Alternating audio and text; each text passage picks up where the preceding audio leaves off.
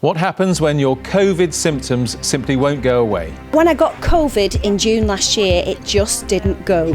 I was never admitted to hospital, but 9 months on, I have what's known as LongCovid, and I don't know when or if I'll recover. Our reporter was diagnosed 9 months ago, and she still can't shake it. Ruth is one of thousands who suffer from LongCovid, some with life-changing symptoms. Chronic fatigue, just no energy at all. Constant headaches, dizziness. Brain fog, heart palpitations, and the list goes on. There's hope from scientists conducting groundbreaking research, but they need help. Patients with liver disease are being trialled on specific diets and statins to improve their liver health. In order to treat patients properly, we need to know which organs are affected.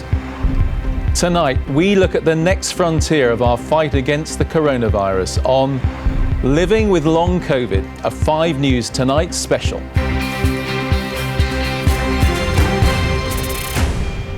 Welcome to 5 News Tonight. I'm Andy Bell. It is frightening enough catching COVID, but imagine that you've come through it, that your doctors say you no longer have the disease, that now you should be fine. Only you know that you're not fine. In fact, you may be one of the tens of thousands of people in this country with what's come to be known as LongCovid. It leaves some short of breath, others in wheelchairs, others exhausted and unable to concentrate. It is something many people may have to live with long after the epidemic has passed. Our own colleague Ruth Liptrot still struggles 9 months after she was diagnosed with COVID. In the first of her special reports, she spoke to people living with this mysterious illness and to the scientists who are trying to understand it. Can I just give you a bit of a flavour of what it's like when you're... I'm Ruth Liptrot, and I've been a journalist and broadcaster for over 20 years. In that time, I've been lucky enough to go to the Oscars. Excitement. So, Freddie loved a party. Yeah. I've done plenty of daft things in the name of my job. But most of all, I tell people stories that need to be told. I've also got 2 amazing kids. We're lying under a cherry blossom tree and looking at the blue sky and the cherry blossom. That's all right. But when I got COVID in June last year, it just didn't go. I was never admitted to hospital, but 9 months on, I have what's known as LongCovid, and I don't know when or if I'll recover. For the first time ever, I've become part of the story. Everything changed. I took the children to buy school shoes and I had to lie on the floor of the shop because I couldn't even stand for more than 5 minutes anymore. It was really, really scary. In the early days, I had no idea what was wrong with me, but then someone tipped me off about a Facebook group called LongCovid Support, full of thousands of people in exactly the same boat. I've had LongCovid for 12 weeks. My symptoms have included hypoxia and collapse during the acute phases. Chronic fatigue, just no energy at all. Constant headaches, dizziness, anxiety, and high-pitched tone in my head. I feel like my head is about to burst. Inability to exercise, brain fog, heart palpitations, and the list goes on. Some had symptoms like mine, and others had all kinds of other stuff going on, like hearing loss and tinnitus, as well as some weird, awful stuff. Distorted taste and smell. One night I randomly woke up and I had the most horrific taste of poo in my mouth, which lasted for 4 weeks, which was absolutely horrific. Imagine feeling as dreadful as this and still having your doctor not believe you. My own GP was supportive, but that hasn't been the case for many, like Andy. This is a note from my doctor telling me to do some exercises. That's my prescription. Neck exercises. Fed up by now. Sorry for the people out there that are suffering that. Louise works in a children's hospital and got COVID exactly a year ago, and like me, still hasn't been able to properly go back to work. I have tried to get back to work 5 times now, and I do a phased return all the time. Just now I'm doing 3 hours a day just to try and get back into work. And Misty finds it hard to do things for her little boy. The hardest thing about LongCovid is just not being able to do everyday tasks, taking care of my son, going for walks, playing with him. But no matter what people's symptoms are, everyone feels the same about one thing. I'm not the person I used to be this time last year. It's literally a roller coaster. One day you wake up and you feel like you're recovering, and the next you feel like you've taken 5 steps back. It's been really hard. I just want to feel normal again. I just want to start running, and I just want to have my life back. But what is long COVID and what does it do to the body? It's a question doctors and experts all over the world are trying to answer, and Yale University have been examining the long-term impact. So I'm about to do an interview with Yale University about their research into long COVID, and I've had to have a lie down first because I'm so tired. I just feel like my brain isn't working properly. I know what I want to say, and what comes out is bleh, which is not great as a broadcaster, and it's not great when you've got to be to Yale University. So I've started having to write questions down, which I've never done before, because I just can't trust my brain to do what I need it to do, and that's really, really scary. I managed to get it done, and I did garble my words, but luckily Dr. Arjun Venkatesh was pretty understanding. He's part of a team investigating what might cause long COVID. We develop antibodies to fight off COVID, and the vast majority of everybody is able to develop antibodies and fight it off. Sometimes those antibodies get revved up, and they not only fight off the infection, but they start to also have a response on our own bodies, on our own cells. And that's what an autoantibody is. And that is one thing that they detected amongst those that clinically were developing more severe symptoms of COVID or longer symptoms of COVID, was more of these certain types of autoantibodies. Studies are great, but people want answers now. We're told to be patient, that we're living a medical chapter that hasn't been written yet. But 6 or 9 or even 12 months can feel like a long time when you're ill and you don't know why. So just some gentle breathing to start. Initially, doctors thought COVID was just a lung infection, but now we know it affects multiple organs, making it harder for people to know exactly which organ or organs have been damaged. Hi, Ruth. Hi, Benjamin. I met Dr. Rajarshi Banerjee from CoverScan, whose specialised equipment can show exactly the damage COVID does. It allows us to look at all the organs together and work out how badly damaged they are, and therefore which one to prioritise for treatment. For example, patients who have COVID-related heart disease are being trialled on drugs like colchicine and beta blockers to reduce the onset of palpitations and ongoing inflammation. Patients with liver disease are being trialled on specific diets and statins to improve their liver health. In order to treat patients properly, we need to know which organs are affected and how to treat them. £18.5 million has been awarded to 4 new studies into long COVID.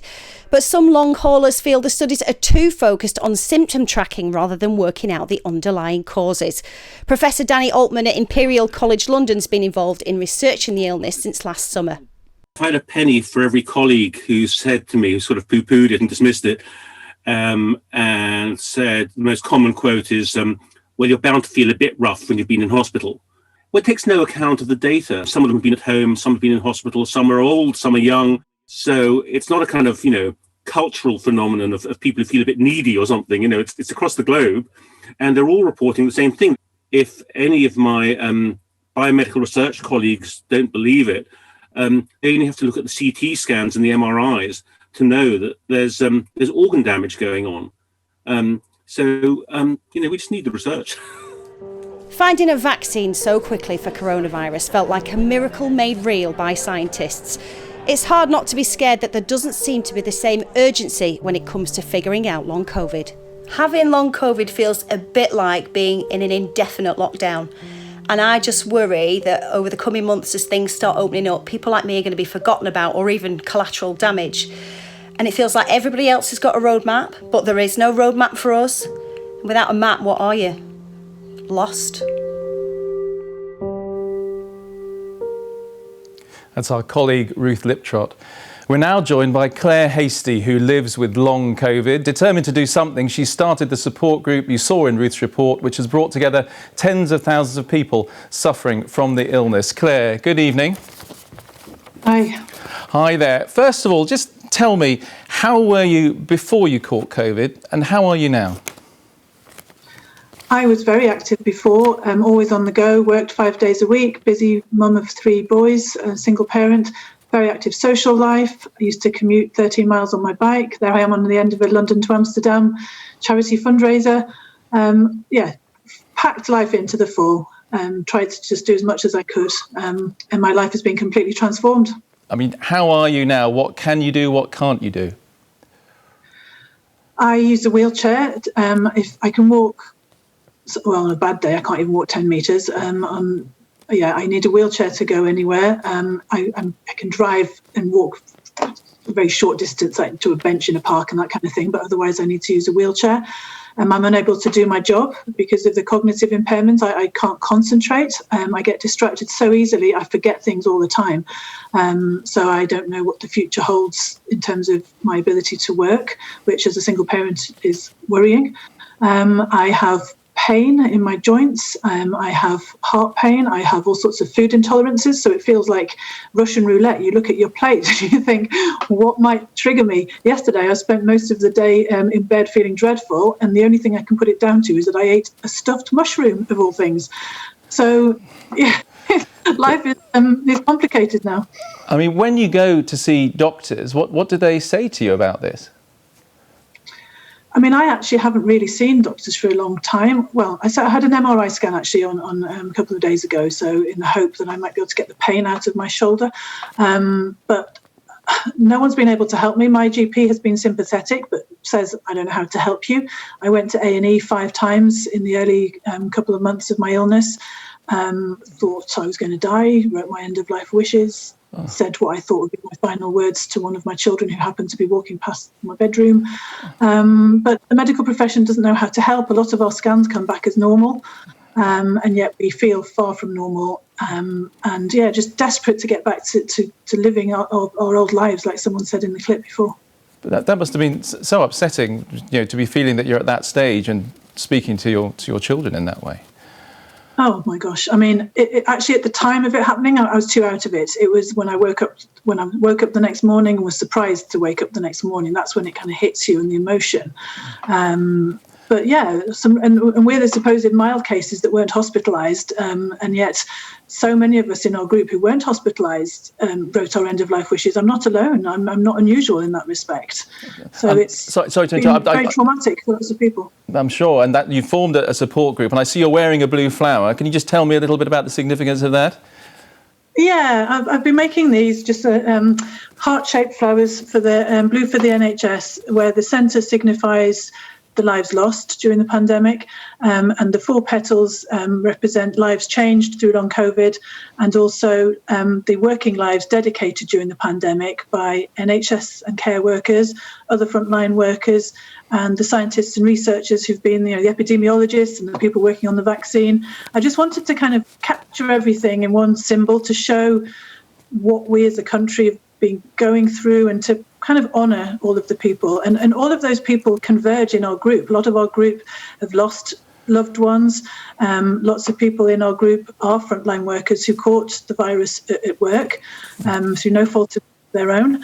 And we've had the privilege of working with a lot of scientists and researchers. I've actually had a paper out today with my name on it. Get me, I'm not even a scientist, but we are experts by experience, so it's brilliant that lots of researchers and scientists are talking to us to try and learn from us. Well, Claire Hastie, thanks very much for talking to us, and we wish you all the best. Thank you. So, who is likely to suffer from which symptoms? Well, new studies have revealed that middle-aged women are most likely to suffer badly, with effects such as fatigue and muscle pain. Older men, meanwhile, get more of a brain fog. Our health correspondent, Catherine Jones, has more. What I'd like to do when you're ready is to squeeze as hard as you can. Sandra used to walk 5 miles a day, but last October she caught COVID and spent a few days in hospital. Ever since, she has struggled with pain in her back and legs and constant tiredness. Because we'd go for a walk in the morning, come back, and then I usually feel really shattered. And my husband quite often says, you need to go and lay down, you look terrible. I think, thank you very much. But yeah, so it's just, you just want to get back to how you were before you got it. Still very fatigued. So Sandra volunteered to be part of a study into LongCovid. Today, its first results are out. People reported many different long-term effects like fatigue, breathlessness and muscle pain. The study showed 7 out of 10 discharged from hospital after COVID were not fully recovered 5 months later. 40 to 60-year-old women were most likely to have severe long COVID symptoms. But when it comes to memory and thinking problems, older men were more likely to get this brain fog, and the other symptoms not so much. Blood tests on trial participants also found a chemical linked to inflammation that is also found in people with autoimmune disorders like rheumatoid arthritis or lupus. The fact that females seem to be affected more in the recovery than men gives us one direction to look into, and also with this marker inflammation, we know that immunity is different between the sexes and different with ageing. And a second long COVID study out today also reports a similar picture. Most notably, it finds that women under 50 were twice as likely to report worse fatigue and 7 times more likely to experience breathlessness. It certainly does have implications. We have a lot of female-dominated public-facing professions. I'm thinking particularly about healthcare workers, carers, teachers who fall into this category. And those are people who are out there and are potentially at higher risk of getting COVID in the first place. And now we know they're at higher risk of long COVID. So all the more reason to protect them, to get them vaccinated, to make sure that their working environments are as safe as possible. Meanwhile, researchers will continue to study people like Sandra in the hope of piecing together what is causing so many to continue to battle debilitating symptoms so long after their infection. Catherine Jones, 5 News. Coming up, we speak to 2 scientists researching long COVID.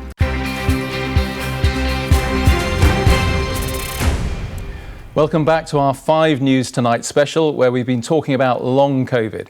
I'm joined now by 2 people who know the subject very well. In the case of one of them, too well. Natalie McDermott is a doctor specialising in infectious diseases who is now suffering from long COVID. And Dr. David Strain is the lead for the British Medical Association on the NHS Long COVID Task Force. Good evening to both of you. Good evening.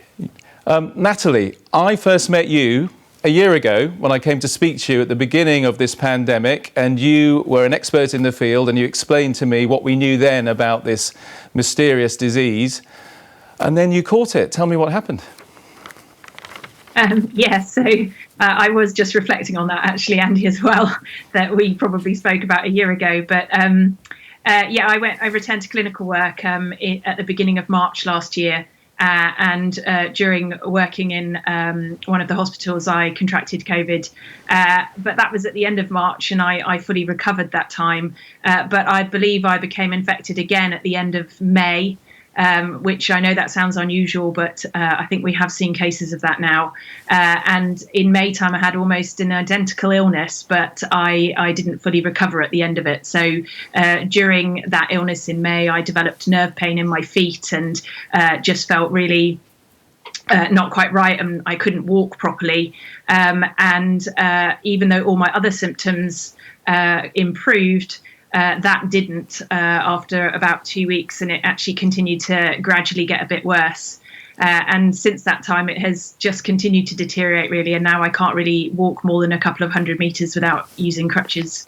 I'm so sorry to hear that. I mean, people will look at you and see you're a young woman, and they might be surprised to see that this is, had such an effect when on the face of it, you've got over the disease, or in theory, you don't have it anymore.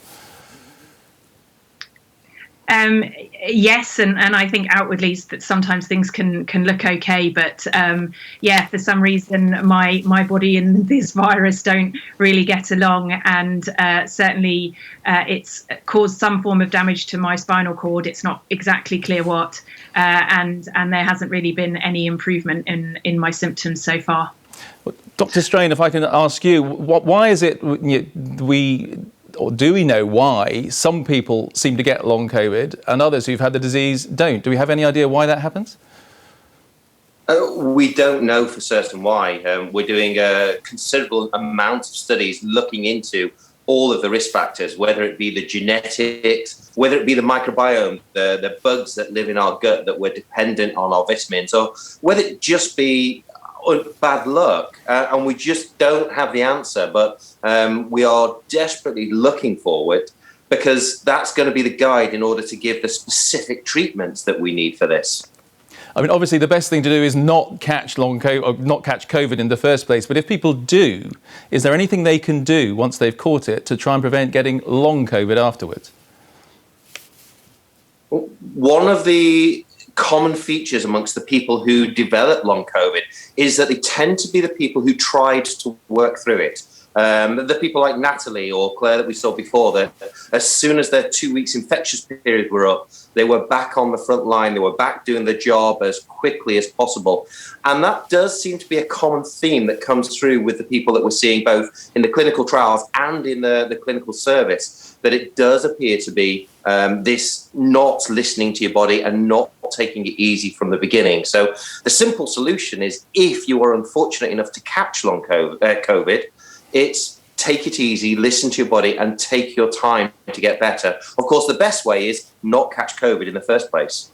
Natalie, I think you said that you believe you may have caught it from a colleague in a medical setting. And does that raise for you issues about the amount of protection, the amount of PPE that was around, and whether we still have to worry about that sort of issue? Yes, certainly. So obviously it was fairly early on when I contracted it in March, and I think that was in an office working with a colleague. But actually the time in May when I contracted it, I was working on a COVID ward, but not one that would be given full personal protective equipment, because it wasn't considered to be intensive care setting or where aerosol generating procedures were being done. So we only had a very basic level of personal protective equipment. And I think that we really need to work on improving our guidance on what type of personal protective equipment is suitable, even for individuals who don't work in intensive care settings. Because as we've seen with this virus, it's highly infectious. It's highly infectious in our community. So I don't think we should just be saying that it's only going to spread to people who are intubating patients. It might also spread to doctors and nurses and other clinical staff who are working with just closely with patients who are coughing and sneezing. Dr. Strain, do you think we're taking this seriously enough? Do we have to find more money to go into research into long COVID?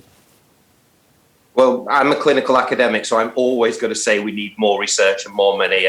The £18.9 million that was announced a few weeks ago is a great step in the right direction. But as was mentioned earlier, that is predominantly working to find the underlying causes and to actually type the people who've got it to see what we know about them. The next phase has to be trials, looking at the many different strategies that have been suggested, even in this report, to see, do these actually have an impact on the lives of people living with long COVID, to try and get them better as quickly as possible. Dr. David Strain, Dr. Natalie McDermott, thank you very much for talking to us, and we really wish you all the best, especially Natalie, hopefully recovering soon. Thank you.